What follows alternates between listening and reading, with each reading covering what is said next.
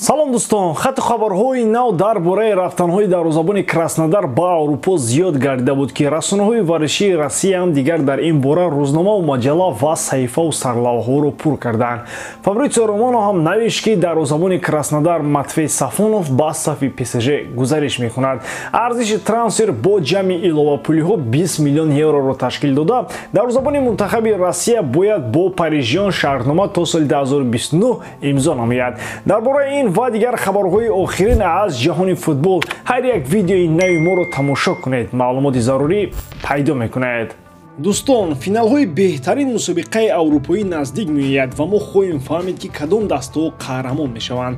Дар Афина барои гирифтани ҷоми лигаи конференсия Олимпиакос бо Фиорентина рақобат мебандад, а дар бозии сол дар Уэмбли Реал Мадрид қувваи худро бо Боруссия Дормунд месанҷад. Аз ду легендаи футбол Ройс ва Кросс кадомашон бо ҷоиза хайру хуш мекунанд. Тамошои рақобатҳоро бо 1x ҷолибтар гардонед. Дар он ҷо регистратсияи осон, пур кардани маблағ аз тамоми гӯшаву канори дуниё, вале аз ҳам муҳим, бонус то ҳаҷми 8000 сомонӣ дар аввалин пардохт бо промокоди AMG 0777 ссылкаи бозӣ дар комментарияи ин видео.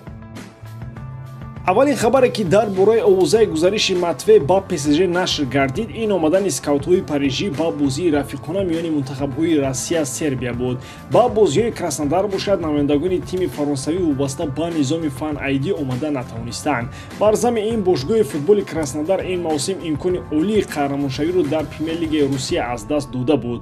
5-6 давр пеш аз анҷоми чемпионат нахуст Владимир Ивичро аз вазифа барканор карданд ва дар даври охирин бошад, Краснодар бо Мурод Мусоев на худ қаҳрамон шуду ҳам Динаморо ҳам аз унвони қаҳрамонӣ маҳрум кард. Матвей Сафонов бошад, дар бозии пирӯзиовар зидди Динамо ҳам сейфҳои олӣ нишон дод ки албатта таваҷҷӯҳи хориҷиёнро ба худ ҷалб намуд. Ҳарчанд ки Зенит дар Россия аз шашуми қаҳрамонии пайҳами хеш истиқбол гирифт, ин ҳам барои парижиён монеа эҷод накард то ҷониби дарозабони Краснодар чашмҳо калон кушоянд. Ин дарозабони 25 сола аслан дастпарвари бошгоҳи Краснодар буда. Аз соли 2021 ин ҷониб чун дарозабони асосии ҷанубиҳо баромад мекунад. Ҳамчунин дар сафи мунтахаби Россия дарозабони асосӣ аст, вале агар ба ПСЖ равад, аз пушти Ҷанлуиҷи Донарума эҳтиётӣ хоҳад буд. Ҳарчанд Қоил Навасан тобистон аз Париж рафтанист, вале ба таври 100% маълум аст ки рақами якум дар ин гранди парижӣ собиқ дарозабони Милан хоҳад буд. Хулос ки агар Матвей ҳам ба мисоли лунин дилу гурда дошта бошад ва бо истифода аз имкониятҳои хурдтарин сару садоҳо баланд кунад, ки медонад, мумкин рақами аввал ҳам мешавад.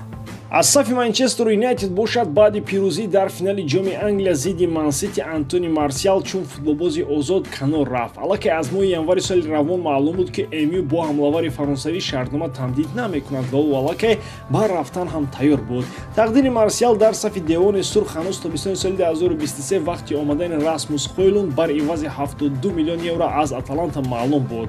Мавсими ҷорӣ Антони Марсиал дар сафи дастаи асосии Тенхаг ҳамагӣ 19 маротиба ба майдон омад. 2 гол заду, 1 асист анҷом дод.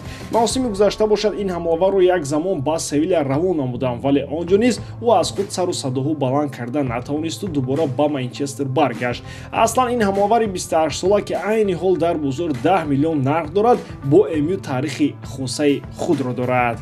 Марсиал ҳанӯз моҳи сентябри соли 2015 бар ивази 60 миллион евро аз Монако ба Манчестер омада буд ва дар масири солиёни зиёд аз зумраи ҳамловарони устувори барқарори ин тим шинохта мешуд.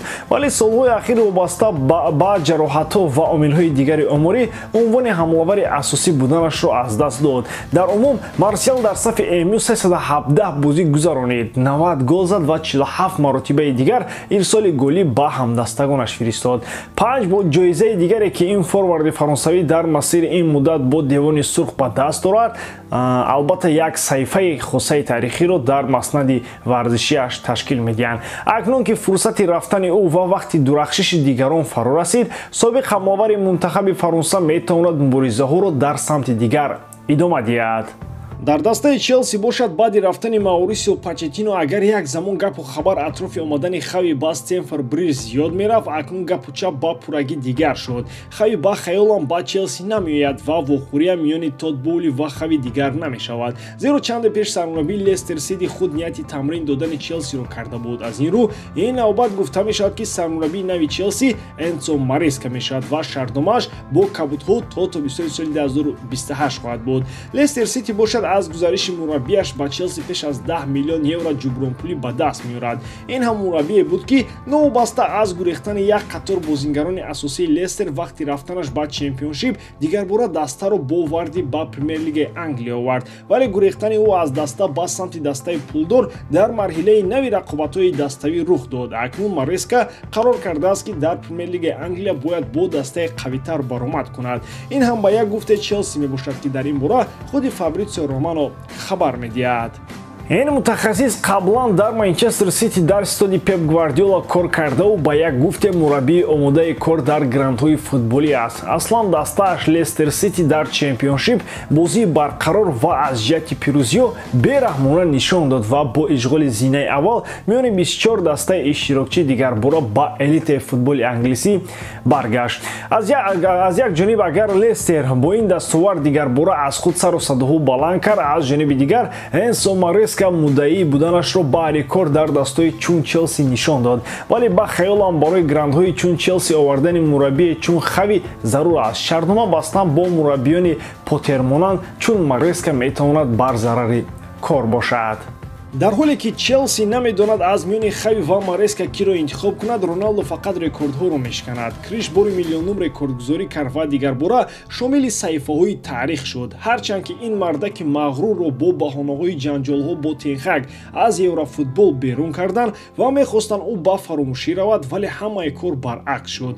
Криш сару садоҳо атрофи кору омори хешро боз ҳам баландтар карда, нишондодҳои инфиродиаш ба маротиб бештар мешаванд. Соли гузашта агар вақти беҳтарин ҳамлавар буданаш дар соли тақвимии 2023 ҳамлаварони ҷавони чун Холланду Мбапперо гапзанӣ намонд, ин мавсим бошад Александр Митрович ҳарчанд то ба охир зур зад, вале чани ӯ гол зада натавонист.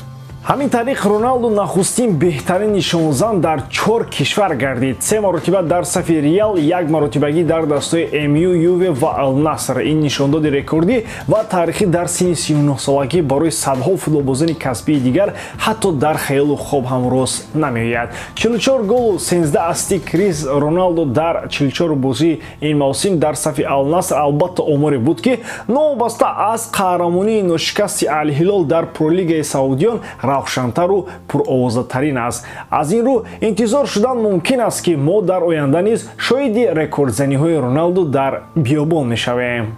ба ҳамин тамом боридарам ки эҷодкории ман ба шумо писанд меояд. лайк, комментария ва дар канал обуна шуданро аз ёд набароред. бо шумо мисли ҳар вақта Муҳаммад Гайров.